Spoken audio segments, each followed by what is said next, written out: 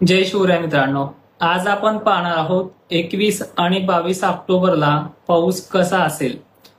मित्रांनो, 15 तारखेचा जो काही पाऊस पडला तो सांगली, धाराशिव, पुणे तसेच अहिल्यानगरच्या काही भागामध्ये, पैठण, गंगापूर, वैजापूर, कन्नड, सिल्लोडच्या काही मोजक्या भागामध्ये जशी व्याप्ती होती तसं वातावरण ते सक्रिय झालं आणि तो पडूनही गेलाय।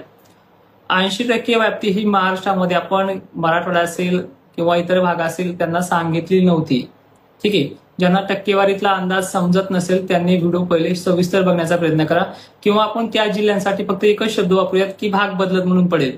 ठीक आहे, तर 17 तारखेचं, 18 तारखेचं आणि 19 तारखेचं वातावरण हे नॉर्मल असणार आहे, जसं की आजची 16 तारीख गेली त्यातही अहिल्यानगरला आज 16 तारखेला थोडा पाऊस पडला होता। पण 17, 18, 19 ही एखाद्या ठिकाणी ढगांचं आगमन झालं तर तिथे थोडासा पाऊस पडण्याचे अंदाज आहे, अन्यथा जवळपास 99% महाराष्ट्र कोरडा आहे। मात्र 21 आणि 22 तारखेला महाराष्ट्रातल्या सांगली जिल्हा, त्यानंतर कोल्हापूर, सोलापूर, पुणे परिसरामध्ये, थोडाफार बीड जिल्ह्यामध्ये भाग बदलत पद्धतीनं पाऊस होण्याचा अंदाज आहे। त्याबद्दल पूर्वकल्पना आपण दिलेली आहे।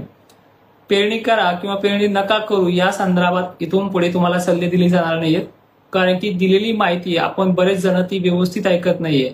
पावसाळा जाऊन जवळपास मागे सांगितले की मान्सून गेला आहे, हा दिवाळीतला अवकाळी